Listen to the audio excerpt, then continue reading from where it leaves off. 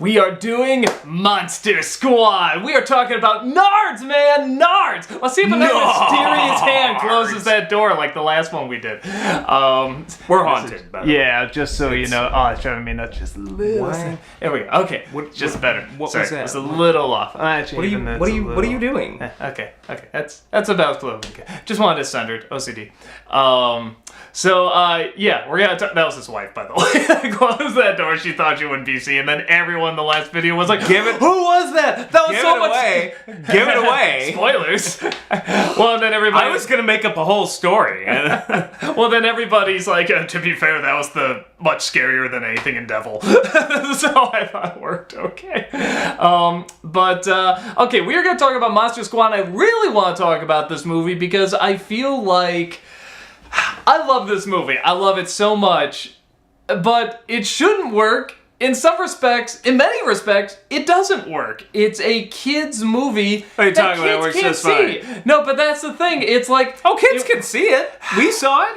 I mean, yeah, but they're not supposed to. Maybe our modern kids can't see it. No, but you know what I mean. You know what I mean. I mean, this is a film where it's like there's obviously these kid tropes. Like, this should be a G or PG movie, but there's scenes where it's like Dracula's calling this little girl a bitch, and they're like shooting all these gory, bloody scenes and stuff like that. And they're blackmailing this girl with like naked pictures of her, which clearly she should be blackmailing them because that's very illegal. And there's just all these inappropriate scenes, but it's not really made for adults. It's clearly kind of made for that kid audience when you see how Dracula looks and Frankenstein looks and stuff, the Frankenstein monsters. So it's one of those things where it's like, this shouldn't work. In many respects, it doesn't work, but in its own strange way, it does work. Yes, it does. That's why I love doing the review, because it's very much one of those movies where it's like, no, I can't defend it as good, but it's awesome. It's just an awesome movie.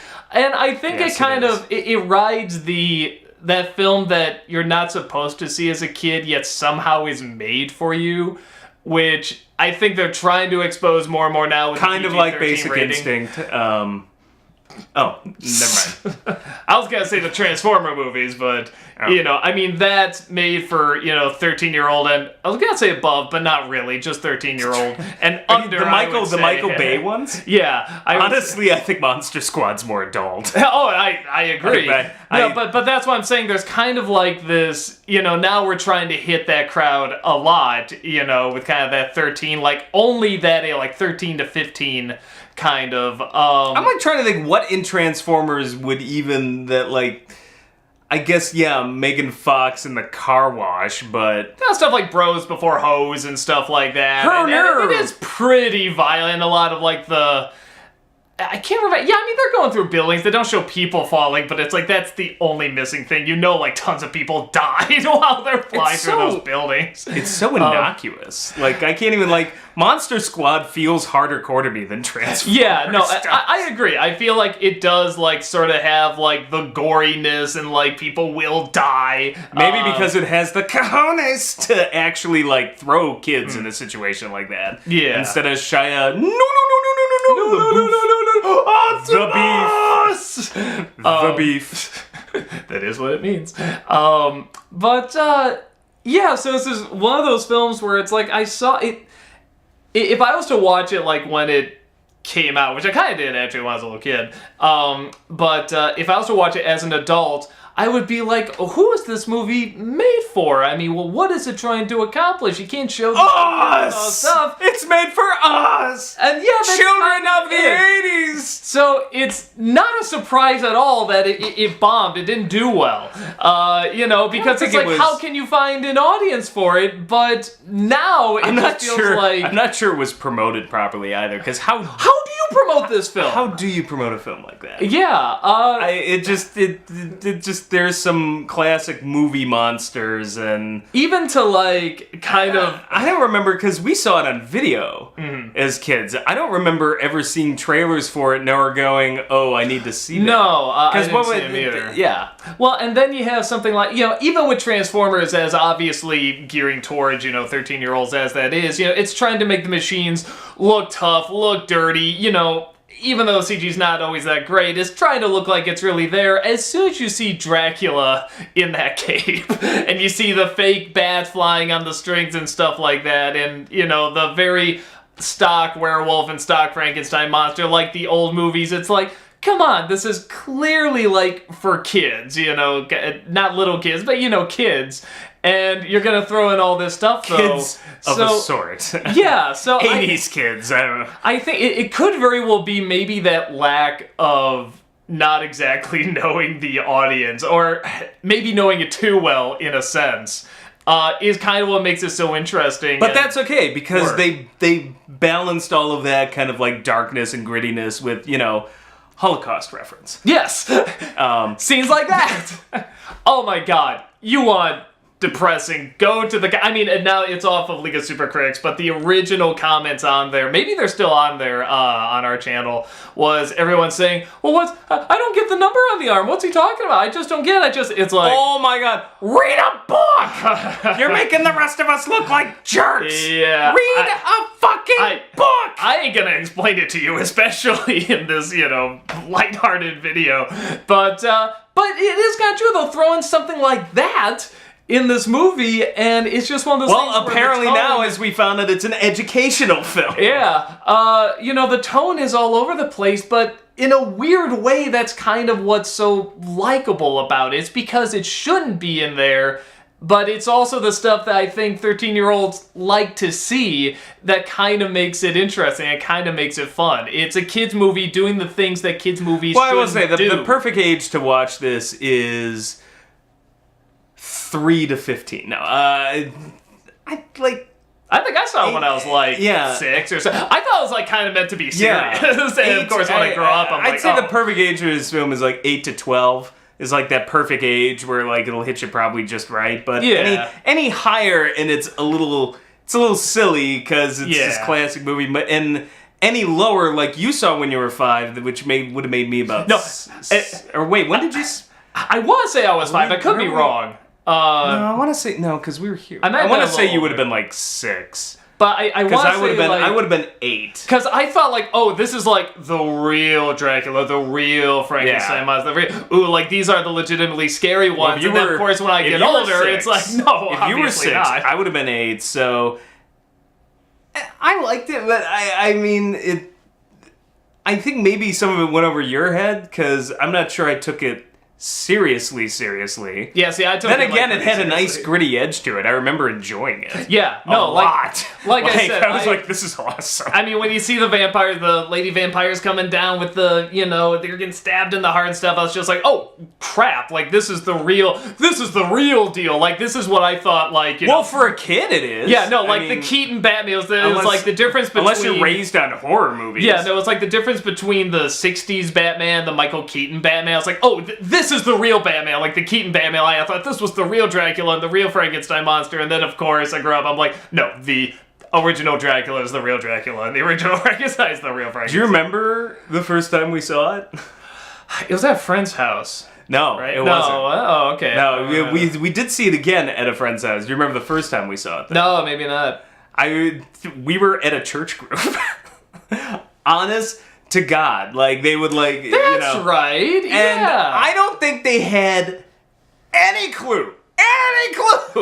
What the hell? Like this in movie the basement. Because it was in the basement. Showing it to all these kids. It was in the basement of a church. I was kind of impressed that they were showing. I was like, well, the thing is, they didn't know. It literally was like, oh, like Universal monster movies, like who the hell knew? Plus, and little kids going after it. I doubt they plus looked it was at the rating. 80s, so it was always a crapshoot how dark your kids' films were. PG-13 was this brand new rating, and I doubt they looked. They just saw the kids on the cover, the Dracula monster, the Frankenstein, the Wolfman. Nobody. Oh, okay. Just put it on. I'm sorry. Who in the 80s looked at the ratings? Who looks at the ratings now, honestly? But I mean, who in the 80s looked at the ratings if it looked kid-friendly? Yeah. Like, if it had a kid-friendly cover, that was it. And they got away with a lot. Yeah, nobody was looking, because PG-13 was fairly a new thing. You still were just mostly in the RPGG category, and generally if it looked like a kid's film on the cover, you were gonna sit there and go like, I need to see if it's PG-13. Like, no, that didn't happen. Actually, because we were men and women back then, and well, actually, we were boys and girls, but yeah. We were boys and girls! With cojones and ovaries of steel, I don't know. Actually, I remember now, you know what I thought this was? Because when I first saw it, I thought, because I know you remember this, probably a lot of you out there don't know it, I thought it was like a grown-up version of the Halloween That Almost Wasn't. Because that had all the monsters coming together and everything, and because I remember saying, like, where's the witch? I want to see what she looks like. You know what? Fuck it. Let's just say it is. Let's just say it is. That makes the movie even more awesome. Because that was like one of my big introductions to like Dracula and Frankenstein and stuff was the Halloween That Almost Wasn't. Wait, was that the best introduction? Was that Judd Hirsch's Dracula? Oh yeah. my god. Look, it's on YouTube. You'll see where I'm coming from because it's all the monsters come together. You'll laugh, you'll cry. 70s. You'll kiss 30 minutes goodbye. It's the stupid 70s thing for little kids, and it's fine for little kids. It's ungodly stupid. So so you YouTube that, watch it, and then think of Monster Squad as the unofficial sequel. Yeah, like the grown-up version of it. So that was kind of like, That's amazing. I think that was like my official introduction of like what I thought Dracula and Frankenstein would. Then this was the update. Yeah. So a lot of you don't know what that is. I mean, it's cute for little kids. I mean, it's like harmless, but it's dumb. It's so dumb and cheesy. But where this, I think, is very harmful to little kids, but also dumb and cheesy, but a lot more fun. Harmful little kids. Kind. We turned out fucking fine. Well, and even that mindset of, Wolfman doesn't have nards, kick him in the nut. Wolfman has nards. That's totally a kid mindset. A line that defined a generation. That's totally a kid mindset, because no kid thinks about that, like the Wolfman having balls, and then suddenly it's like, I guess he does. Yeah, I mean, it just doesn't think They should, good sir. They should. Yeah, I just love this movie. I love the review that we did of it, because I really felt like with the reality monster attacking, that is like, okay, this really, as a film, it kind of doesn't work. It is cheesy, it is ridiculous, but as just this awesome what the fuck experience, it's amazing, and it's so much fun. Plus, chart guy. Yeah, well, chart guy, that was just our geeky analysis kid. Actually, did this one have kind of the geeky kid? I'm trying to remember. They all of if you string all 80s kids films together, you get every trope. But I don't know if this one had that one in particular, but other films do. Well, then I was thinking of something like Stranger Things. Of course, is this huge hit. A lot of fun to watch now that it's fall. Is that show any good? I don't know. I haven't seen it. Yeah, of course we see it. I can't watch it like the minute it came out. I watched that. Let go my ego, bitch! And yeah, but that is clearly for adults paying homage to some of these tropes, but it is clearly this is an adult show.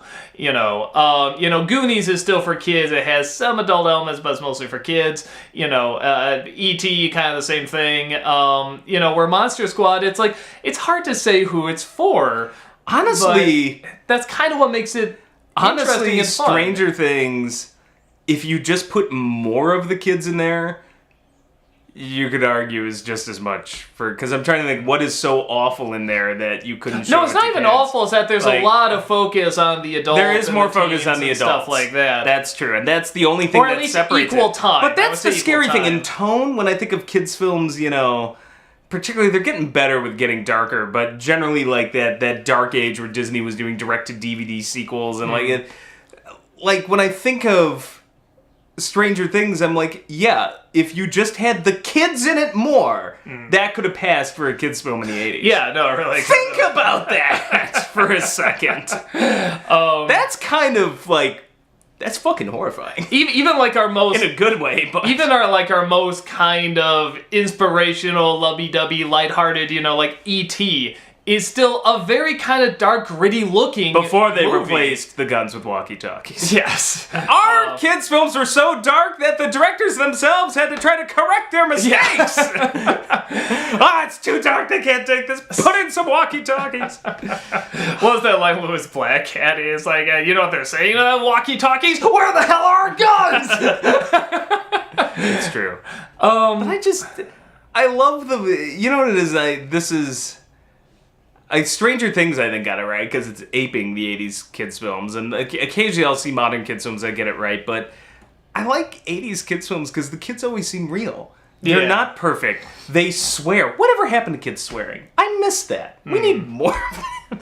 I'm terrible. Everybody's gonna think I'm some sort of inhuman monster, but I'm just like, I miss that shit. The last movie I remember them doing that, and it really working and feeling natural. For a kid's movie, I'd say probably Sandlot is the last one I remember. There probably are more, don't get me wrong. Well, that one was set in the 60s. Bring them up. I love to know these kids' movies actually have, the kids swearing, and they feel like real kids. Not to say there's none. I'm sure there are, but that's kind of that's one that's coming to memory. Not even recent memory. That was a long time ago. Yeah, Christmas Story, they swear. No, and I like that. I mean, they took out the F-bomb basically to replace it with fudge, but I mean, you knew what that was, so it still worked. If not, you were delightfully introduced. I don't need kids throwing F-bombs everywhere. But when you take it out entirely, it doesn't make it realistic to me. The portrayals of school and stuff in most modern movies, I don't even recognize. I'm just I just remember we were swearing up a storm on the playground, and and then of course you don't do that in home in front of your parents. Maybe that's the problem. The people who are writing these are parents. And the image of their kids that they have now are all innocent because that's what their kids are showing them. Again, because we never would do it in front of our parents because, they'd kill us. I think it really does depend on who the movie is made for. I really feel like, Sandlot is made for that exact age and above.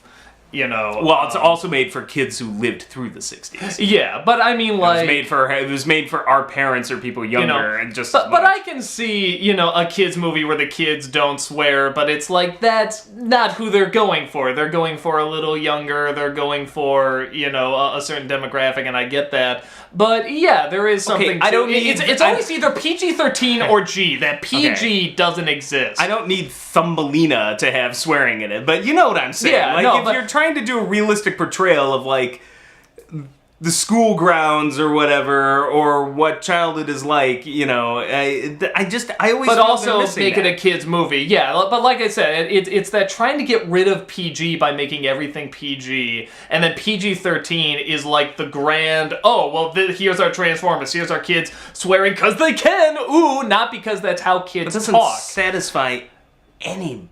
No. Well, I guess it does because it still makes money. Yeah. It's just such a cop-out. But yeah, so that's something I like to see kind of more of. And when I say swearing, here's the thing too. When I say swearing in movies, I don't mean whatever in a Pixar film or Frozen where they say a swear word to get the PG rating because, more people can see as if it's PG. When you're seeing a Pixar film, you get this concept that it really is aimed at all audiences. You should, even if they don't understand it, be able to take a 3-year-old into a Pixar film. Yeah. And not have them dropping, F-bombs everywhere. Yeah, I'm not talking about that, but I'm talking about, Monster Squad is an example. Stranger Things is an example. Movies we grew up with, Explorers. That was an example. Even Christmas Story, honestly. Flight of the Navigator was a little more, that was more Disneyfied. But, Christmas Stories, where it's we're trying to show you a realistic representation of what it's like in childhood. And with some exaggerations, clearly, but yeah. And if you're one who's my kid never swears, I'm like, they're a liar. Well, you just haven't heard that. Well, no. Of course they swear. You're the parent, though, so you just didn't hear it. Because they're not going to swear around you unless you're same thing if we ever have kids. I'm sure if we ever hear them swear, how dare you? But harder. And that's why we don't have kids. But whatever they do on the playground, with their own friends, so long as they're not breaking the law, I'm like, I don't care. Yeah. Or lighting themselves on fire or doing something really stupid. As long as they're not doing things we did when we grew up. And I think the idea, and like I said, I'm not necessarily against it, is that I guess why I think PG-13 isn't always that great is because it's sort of normalizing it to a point where it's there's no reason to get offended at all. And it's that's not true either. It's like, there is a language. It's not always bad words or swear words, but there is a language and a way to talk, that's appropriate in some places, not appropriate in others. And I think some movies are trying to emphasize that to certain age groups, but others are trying to make it look like, well, it's nothing at all. It's like, no, it is something, but we saw Monster Squad knowing that we probably kind of shouldn't. And, we saw Aliens knowing we kind of probably shouldn't. Yes. So even though it's like we saw that it was good going in with that mindset. Debbie Does Dallas thinking we probably should. Wait. Which we definitely should. I still have scars from that. It was better. It was better than Catholic High School Girls in Trouble, all right? Nothing is better than Catholic High School Girls in Trouble. Samuel L. Brockowitz presents. Like, how many people you think get that? The 3 people that saw a Kentucky Fried Movie are going to be like, oh my God! But no, I think that is important, that awareness that you shouldn't be watching it. So there is kind of like, there is this inappropriateness, but you still watch it, and it's... it's okay, but you have to have that awareness that this kind of isn't okay, but you can handle it. It creates this responsibility to the language. Kids need that exposure to something naughty every once in a while. They need something that they're like, ooh, like maybe I'm being bad just seeing it. That feeling of like you're getting away with something, or you're in on the adult thing, the swearing or the smoking or the drinking or whatever's going on in the movie. That's why I love Ghostbusters. Like, they're drinking and smoking up a storm in it. Well, and I saw Batman when I was a little kid, 9 or something like that. What bothers me? But, clearly not 13 yet, but I was just like, okay, I know this is bad, so you feel a little bit more adult, you feel like you have the responsibility to handle it. And adults need adult things. Every once in a while, I need a hardcore R movie just to remind me I'm a freaking adult. And you know what? It works the opposite way, too. Sometimes, like, the past couple months are a great example. The shit hits the fan and your life is just so fucked up at the moment that you're just like, you know what? I need some light and fluffy. I need Storks.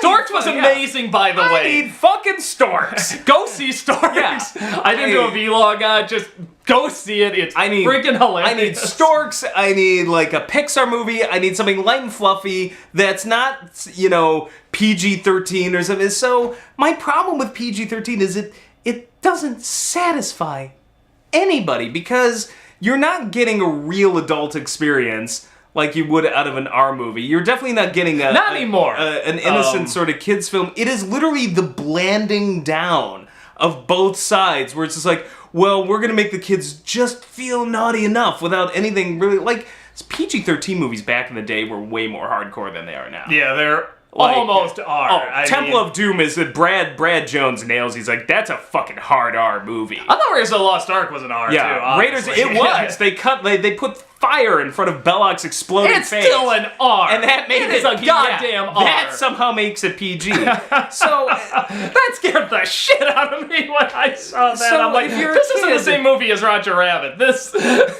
So if you're a kid, you're not getting the full on like adult experience, because like we saw Aliens. We were pretty damn young. 8? Yeah, I must have been 8. Young. You were 6. Like, and it scared the shit out of us. That's the point. That's what I'm supposed to do. Everybody needs that moment in their life where they see something adult. So you don't get that out of a PG-13 film. But if you're an adult, it would be like PG-13 Deadpool or something. You'd be like, what the hell is this? Or PG-13 RoboCop. It's like, I want the adult thing. Why am I getting this watered down piece of trash? I feel like they maybe are sort of making a comeback, because Deadpool was, of course, a gigantic hit.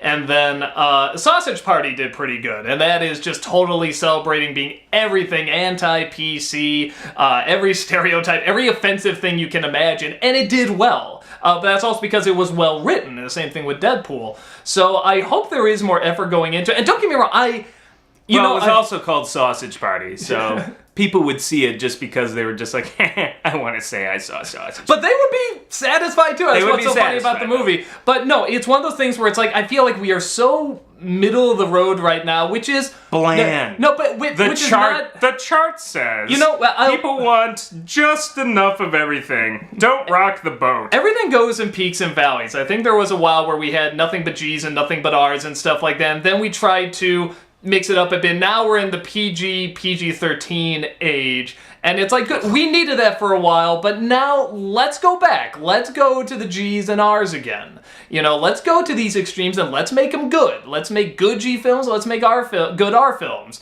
I feel like they are making good PG films.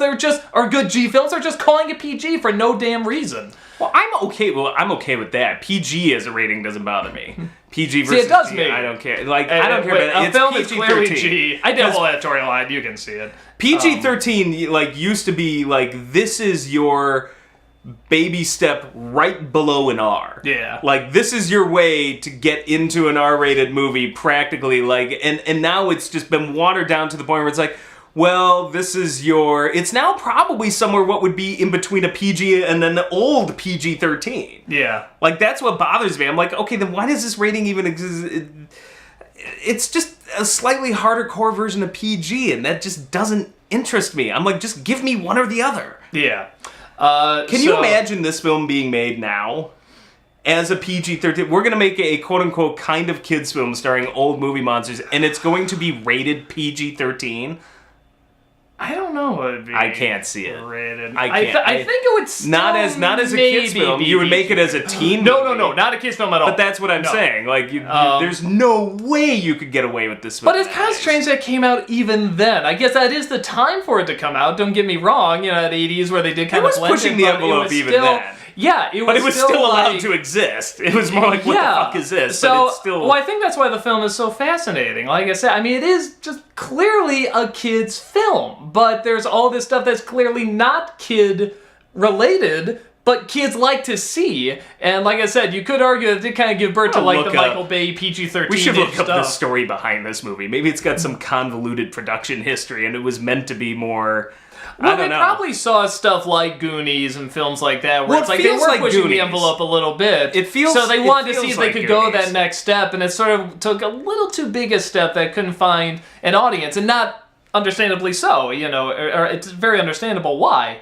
But that just made it all the more intriguing looking back years later and watching it. So... yeah, I think there's definitely going to be a very particular audience there is a very particular audience that likes it. Like I said, it's coming back, and people are just talking about it more and more because of what a strange anomaly it is. So yeah, I love it. I don't know if I can defend it as good cinema. No, it's not high art. Yeah, but it's just... it's a great time capsule. Yeah, it's a great time capsule. Of the strangeness that we grew up with. Yeah, and it circa 1980 to about 1990. Yeah, just like the 80s and the sort of non-PC, non-appropriateness. I shouldn't say non-PC, but not appropriate, definitely, for kids' films, even down to the rating. That just draws us to it even more. I guess if the 70s was dingy and sort of pot high, then the 80s was more of that gritty coke high. Yeah, it's all about the crack. So whenever I see 70s kids films, it's all these groovy colors and far out, man, and then the 80s is just gritty, sort of you just snorted way too much. I was what the? It is strange how you can actually kind of identify decades by a drug. Pot, coke, 90s would probably be crack, early 2000s would be meth. Just keep going from there. Yeah. A little weird. Marijuana. And maybe some acid. Thinking some acid in the 70s. Yeah, acid. Definitely I think of Willy Wonka and definitely acid, but there's something about the 80s. I'm that was we were 60s, all 60s and 70s kind of blend, but it's I don't know which one. 70s would probably be more pot, and then 50s that would be Disney. That would be your morphine high. Yeah. Pink elephants. And just cigarettes, just tons cigarettes, of cigarettes in your mouth. Well, that's true. Pink elephants. He was drunk off his ass. Yeah. No. When he was getting off the morphine, I'm sure it's where that came from. I'm sure it's where half the Disney stuff came from. But the mouse, in Dumbo, got drunk in that. So yeah. Exactly. 50s booze and cigarettes. 60s, 70s. That's you get into your acid kind of marijuana phase, and then 80s, 90s, coke and crack. Yeah. 2000s all about meth and ecstasy. Yeah. It is kind of weird. We kind of sum up these 2 decades with 2 drugs. Fascinating. Huh. So an interesting commentary or documentary on that. I don't know. Some great writer is going to do much more with that than we are. So Monster Squad. It rocks nards. Go see it. It's so much fun. I just like peeing standing up. And go see our review if you haven't yet. She still quotes that all the time. That's one of my favorite reviews, so definitely see that as well. Monster Squad. There is nothing to not like. Wolfman's got nards. Nards. Nards.